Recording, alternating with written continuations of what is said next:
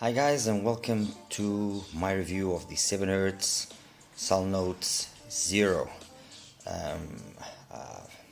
I've been taking my time with regards to reviewing this because I wanted to make sure that what I said about it was correct, was fair, and I wasn't jumping the gun and maybe perhaps entering too much hype on the one hand, or then not giving it its deserved value on the other.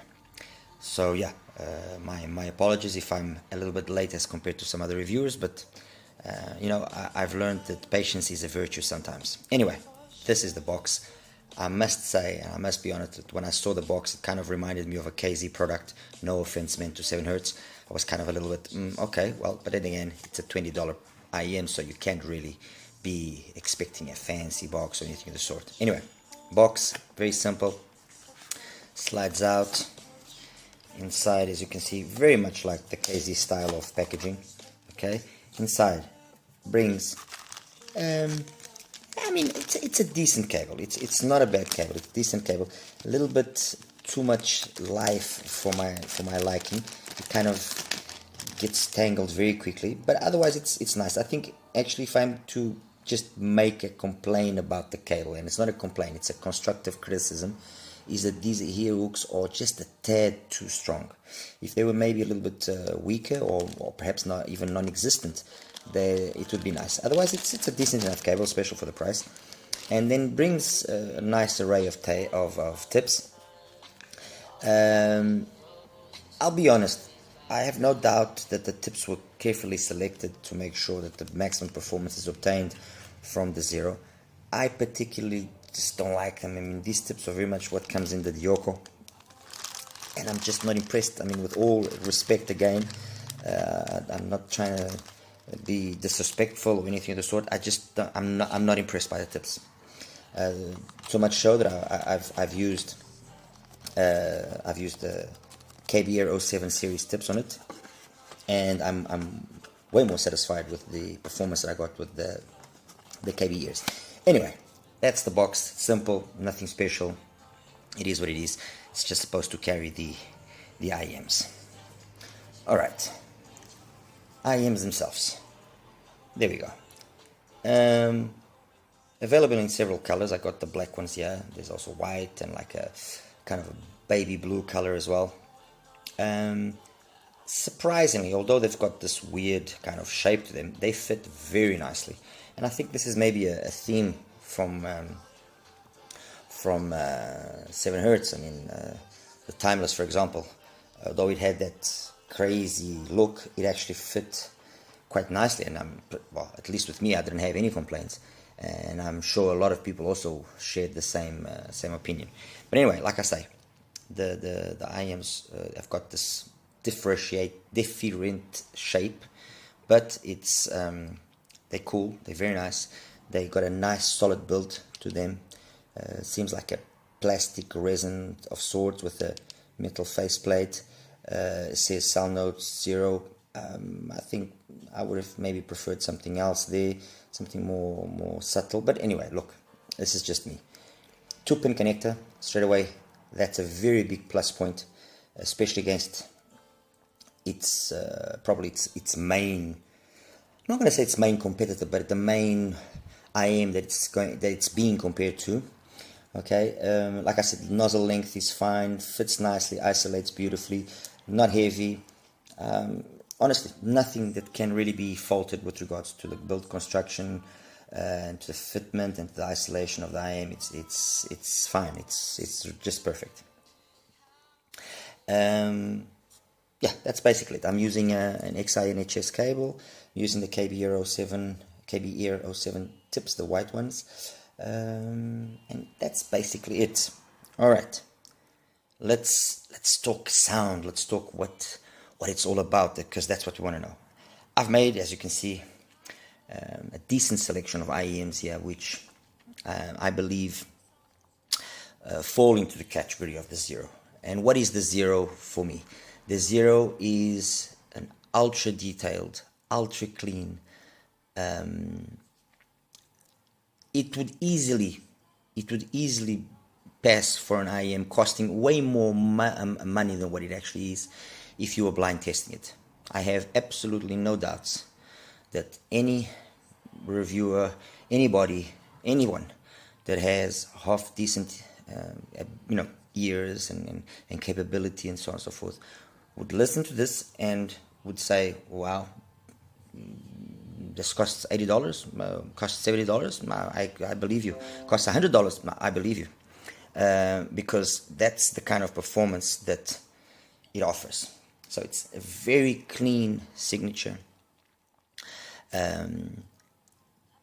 No particular emphasis on any part of the spectrum. Smooth bass, it's got a little bit of sub bass, transitions beautifully into the mid bass, very smooth the transition again into the mids, upper mids. It's got a nice gradual increase. The pin again, it's very, very relaxed. Peaks around 3.5K, give or take, and then has a little bit of a dip, and again a couple of related peak at 8, and then extension past that. Very, very smooth in its graph, and by looking at it graphically, you don't actually have a perception of how detailed it is and how clean it is, because that's the thing that immediately jumps to you. It is how clean, detailed. Vocals are absolutely tremendous. Female, male vocals, everything is just comes across very, very nicely.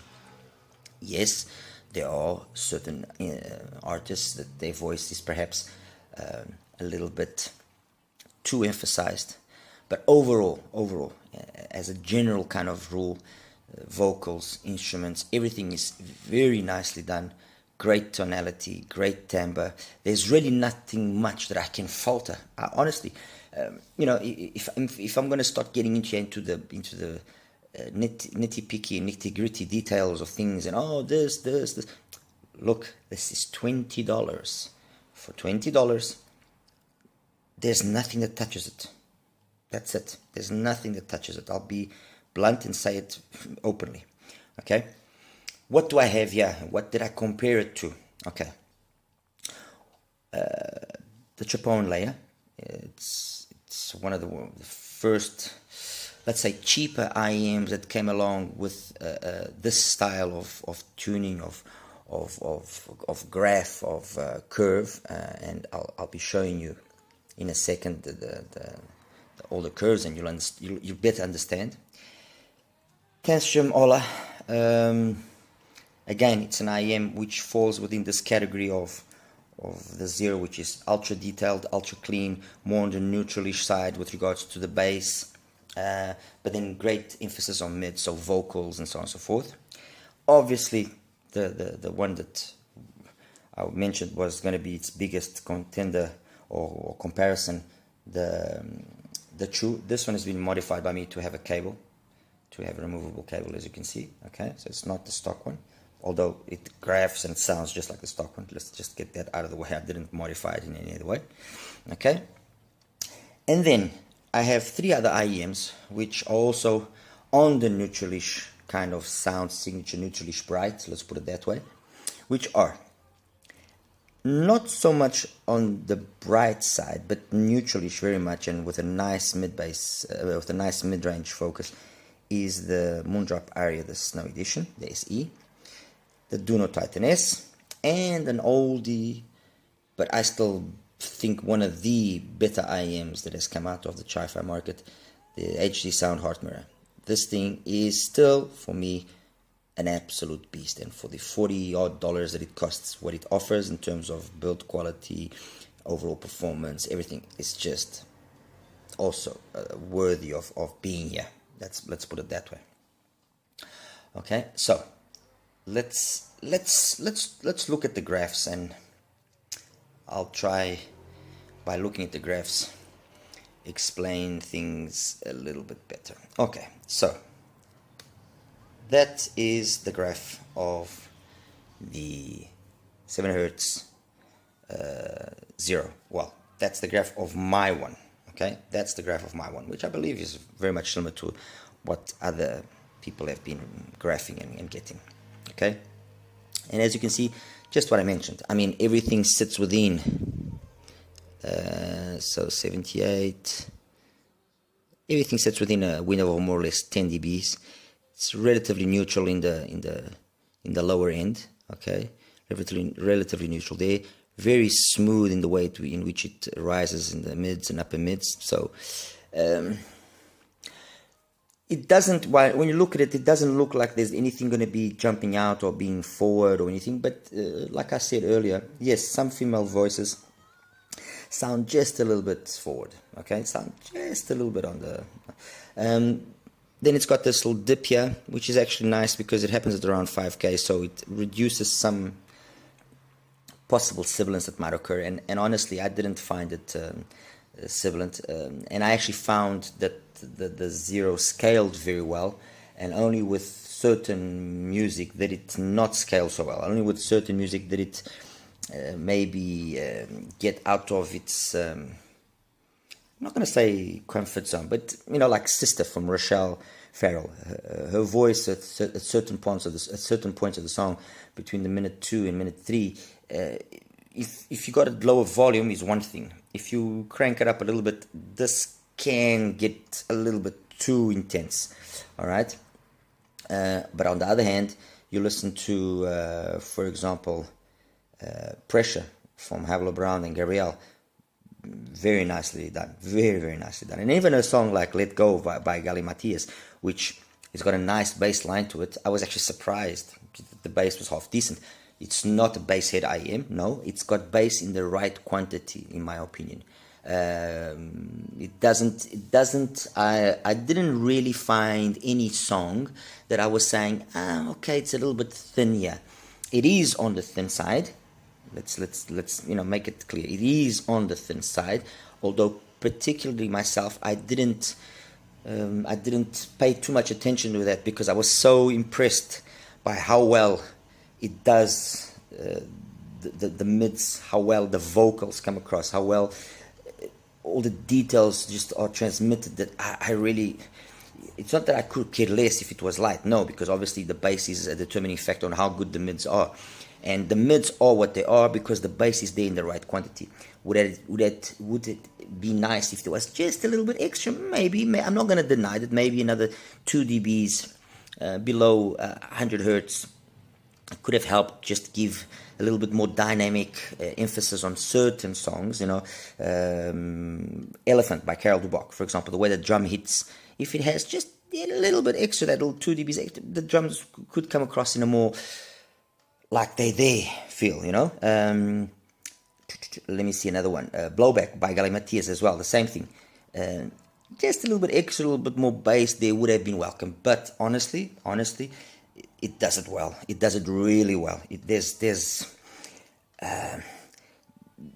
nothing that... I mean, I would be lying if I was saying, oh, no, you can't listen. No, okay?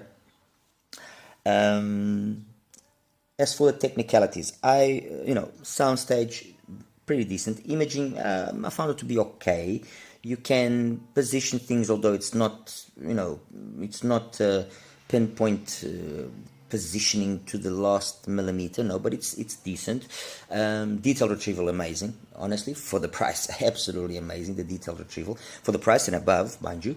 So detail retrieval is fine. Imaging, detail retrieval is more than fine. Detail retrieval is okay. Soundstage is fine. Tonality and timbre, for the most part, I found it fine and accurate.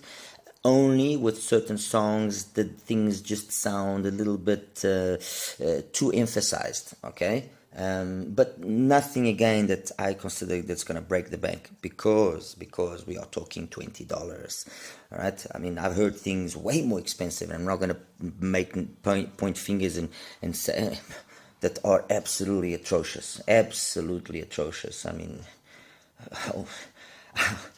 I don't want to look. I'm going to say one, for example, because this IEM actually stuck with me. And I ended up not selling it just as a reminder of something that is truly bad, which is the Shozy series. When I initially heard it, and I remember actually commenting with Michael Bruce, well, this has got a different sound, and it doesn't sound too bad. And I was chatting with him, and I was listening, and then all of a sudden, no, this is absolute garbage. And it is, because I was just listening to something else, and I don't know, maybe just putting the series on, kind of, okay, this is actually cool, and then all of a sudden it started hitting me, no, this is not cool, this is total nonsense. And I didn't sell it, and I've kept it as a reminder of how bad things can be tuned. And we're talking about $170, $180 for that thing. And oh my God, seriously, I'm a fan of Shozi, mind you. 1.1, 1.4, I like their IEMs. I actually think they're pretty. No. That thing doesn't even. It's not even good enough to make a keychain out of it. Anyway, back to what matters. Anyway, I've got a few IEMs here that I said I was going to compare it with, and one of the said IEMs is the Tripowin LEA. Like I said, it was an IEM that when it initially came out gained a little bit of attention because it was very much a differentiating tune to what was available. And I'm actually just going to... That's the graph of it. See? And when I say it's very similar, it is very, very similar. Very, very similar. Although it just sounds very thin in comparison to the Zero. It's got detail. It's got decent vocals, decent, decent mids, decent instruments, the way they're played and everything, but it just sounds thin. And you look at the curve in terms of the bass, for example, and you say, no, but it's got about the bass. No, forget it. The layer is, and I maintain what I said when I reviewed it, is a lean sounding IEM. Okay, once you start playing around with it and modifying, you can improve, but we're talking about stock as they come. This is a lean sounding IEM, and the Zero is far superior to it in every aspect. There's nothing that the layer can do that even comes close to what the Zero can do. Another one which I'm a big fan of Tanchjim. The people that know me know that I love my Tanchjims. And the Ola was one that was expected with great enthusiasm. Well, let me just take away here. Let me put the Ola, which I believe is this one. There we go. And I understand and I respect where Tanchjim was coming from in terms of their novel tune, but this is excessively lean. And it's lean to the point where the bass that is needed to emphasize the mids and to give body to songs, vocals, male vocals especially, is just gone. It's not there. The mids, yes, they are nice, they're clean, there's plenty of sparkles and details and all of that, but they're clinical, they're very, very lifeless because they don't have the bass that is needed. Okay, and it's a pity. It really is a pity because, like I said, I'm a big fan of Tanchjim, and I wanted it to sound good. And no, definitely not there. Another one is let's talk about the CHU, because everybody wants to know what the CHU is about with regards to the Zero. Okay, there we go. That's the CHU. That's my CHU, my Zero. You look at the graphs and they are almost identical. You might even question, is it possibly the same driver? Who knows? Maybe it is. However, yes, there is differences in the shell, and I'm sure the differences in the shell are what actually dictate then the differences that come out in terms of the sound. Because although bass-wise they graph equal, the bass on the Zero is somehow more textured. There's a little bit more life to the bass on the Zero as compared to the life of the CHU. Is it down perhaps that the CHU has got a metal shell and the Zero is a plastic shell, and that might affect its resonance, internal resonance, and affect the sound of the bass frequencies? It could be. You guys know in our home speakers, the dampening of the speaker internally, you got wood, and then externally, in the olden days, you used to just put some fiberglass wool inside or something, and to try and dampen those resonances, and that would radically change the way that the speaker would sound. Then as things got more improved, baffles inside to break up the standing waves, other dampening material used, like mats and so on and so forth. All of that helps with cleaning up, and the bass on the CHU sounds it sounds, with the same song, it sounds, I'm not going to say it sounds metallic because that's not the correct word, but you get a sensation that it's just colder. That's it, period. They are similar in many things. I would say that with regards to, for example, the way they handle most vocals, they are very similar. I just found that the treble of the Zero came across a little bit, again, more polished. I mean, these are very, very small differences, very, very small differences. It came across a little bit more polished. And in terms of the technicalities as well, I found that, again, the Zero was just slightly edging out the CHU. It's not humongous differences here, and I think it's very much down to the internal construction of the shells of one and the other, and as well, ultimately, how the IEMs fit in your ears. I mean, the CHU doesn't fit, in my case particularly, doesn't fit as well as the Zero. The Zero fits way, way better. And I guess the fact that it's, fits better, I'll get a different notion of how it sounds like. But that doesn't mean that the CHU didn't deserve the hype that it got a couple of months ago. It deserved it because it was truly at $20. The first time that you were getting, well, let's say you were getting a taste of the VDSF type tuning of Moondrop at a ultra low budget price. So you kind of got a taste of an Aria, you kind of got a taste of a Starfield, of a KXXS, of a Kato, at a fraction of the price of those IEMs. So just that in itself deserves its merit. And yes, the CHU is a good sounding IEM. It's got its little small flaws. One of the things that I didn't think that the CHU did well was it didn't scale very well, in the sense that it just became overly bright, which is, again, mind you, having said that, it is, again, something which does happen with the Zero. It just can become a little bit too much, a little bit too bright, and for some people they might enjoy it. For others, you have to be careful. And it will be very much dependent as well on your source. For example, I listened to all of these with a TK2, and the TK2 is a bright sounding DAC amp. No, it didn't bring out the best.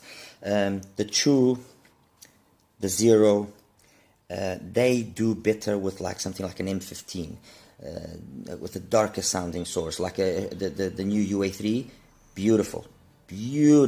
That the channeling works amazingly well in these two. So a more darker sounding IEM to give it a little bit more warmth, definitely a must for the Zero, and for the CHU. And again, tips will be very much, I mean, I would suggest on either case going for more of a narrow bore kind of a tip, to kind of emphasize a little bit more the bass frequencies and diminish a little bit the treble. Because if you go for wide bore, they already have enough treble, they already have enough info up top. You don't really need to, increase it or emphasize it even more.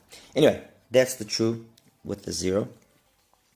Now, so Moondrop CHU done, Zero done, Tripowin done, the Tanchjim Olá done. Yes. Let's go for, where's the Dunu? Where's the Dunu Titan S? The Dunu Titan S. Hello. Dunu Titan S. Okay, let's just change the color of this. There we go. The Dunu Titan S was probably one of the IEMs that as well surprised me, because when I listened to the Zero for the first time, you start kind of thinking, what other IEMs reminded me of the sound? And there we go, my friends, the Dunu Titan S. This is my Dunu Titan S, mind you. And as you can see, the graph is almost identical.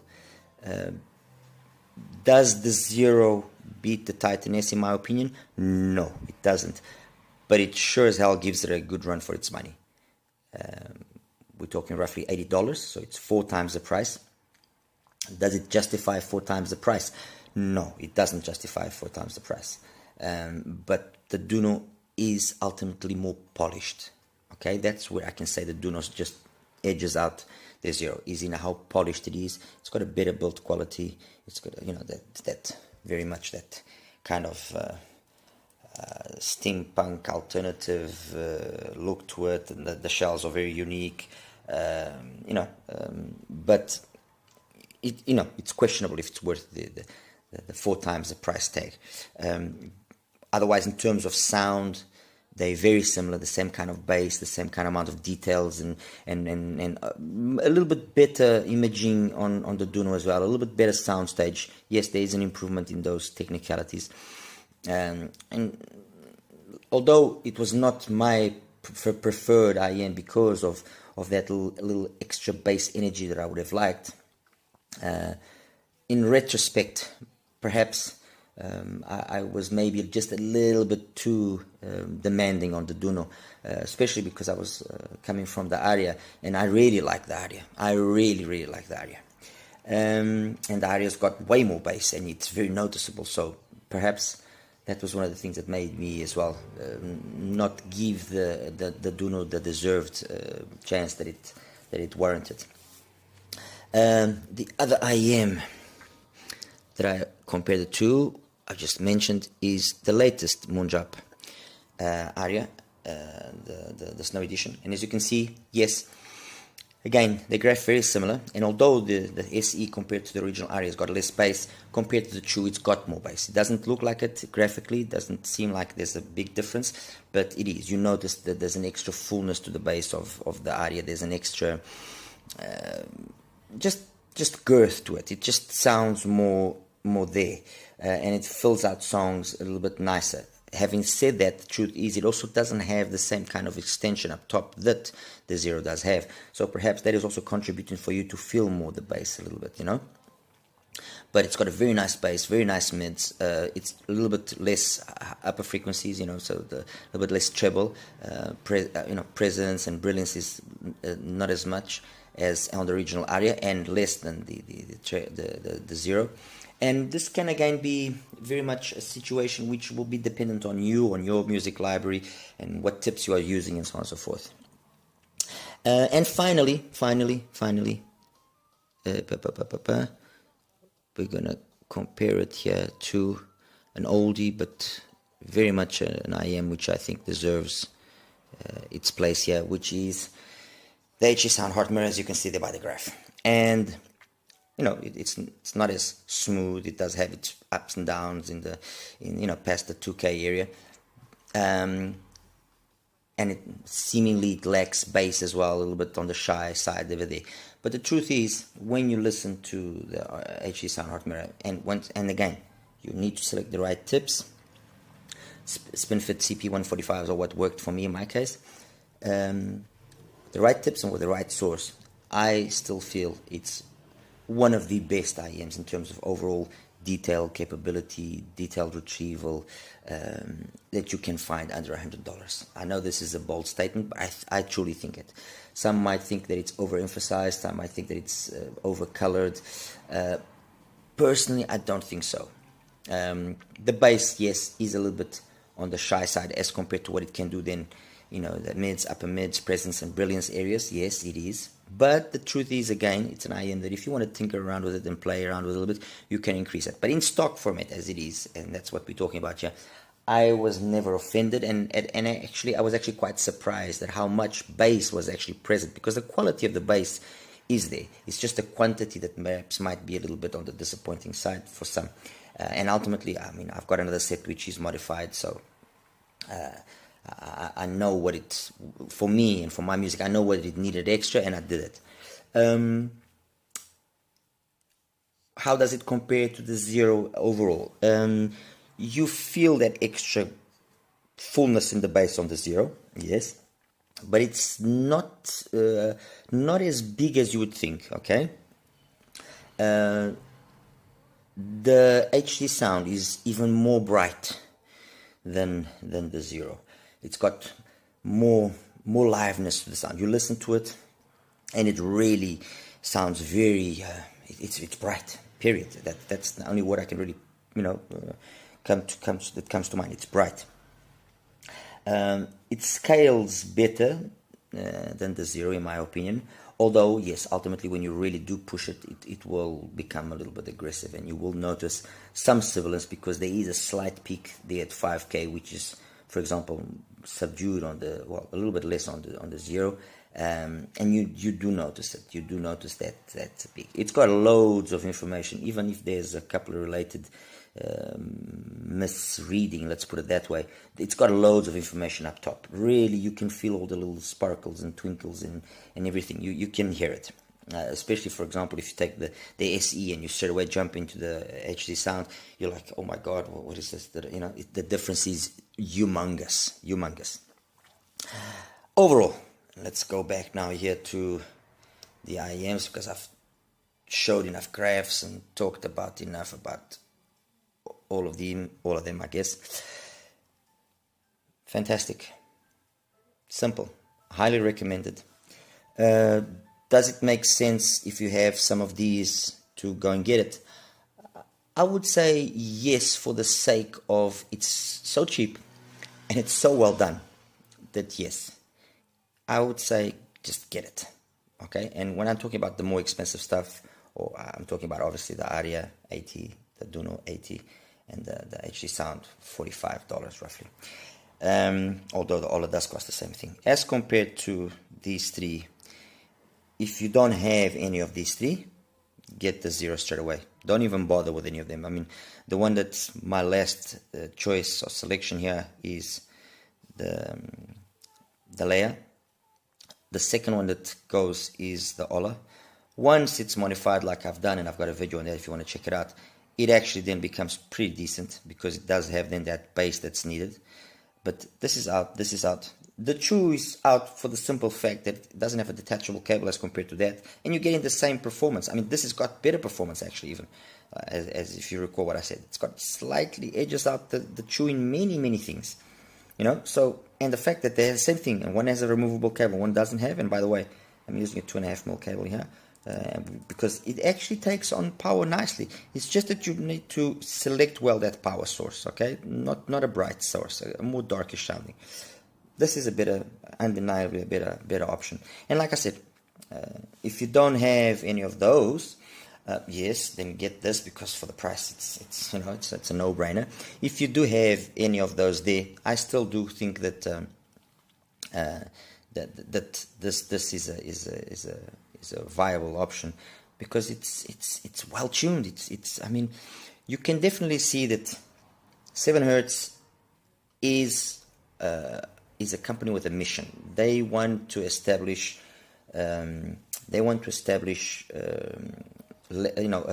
benchmarks. They did it with the timeless. I've said it before, I say it again. If we are living the period that we are living with regards to planars, we owe it to 7 Hertz. End of conversation. We don't owe it to any of the other brands that did it before, because they were all doing just nonsense. That's the truth. For lack of a better word, they were just doing nonsense. They weren't even trying to tune things. 7 Hertz tried, they did it well. And mind you, they go, oh, you shilling in the... No, I've got no invested interest in 7 Hertz. Absolutely nothing. I'm just saying as it is. 7 Hertz set the benchmark for planars. Period. Everybody else is just playing catch up now. Okay? And they will continue to do that. I have a feeling that they will continue to do that. Now they've decided to set a kind of a benchmark for what is an ultra cheap, well tuned, well executed, well built single DD. Done. And I get the feeling that they will have a more expensive single ED coming out, something along the lines of an improvement of the Eternal or something. They will do it, and they will eventually also come out with a hybrid. I am positive about this, because they are definitely a company on the rise. They seem to have got together a decent team of people. I mean, whoever tuned this knows what he's doing. He's not playing around, and he's not somebody that is sleeping and just decide to, let me just throw a driver in this shell and see. No. Whoever tuned this knows what he's doing, period. So yeah, definitely, guys, go for it. As usual, if you like the video, like the content, like and subscribe, ask questions. I always do my very best to try and answer as quickly as possible. My apologies if sometimes I don't put timestamps. My apologies if sometimes my video are not the best quality in terms of sound or video. My apologies, my honest, sincere apologies. I'm just trying to give you guys content and show you guys my passion for this hobby, and try and guide you and teach you and pass some of this that I've learned to you, and so that when you choose carefully.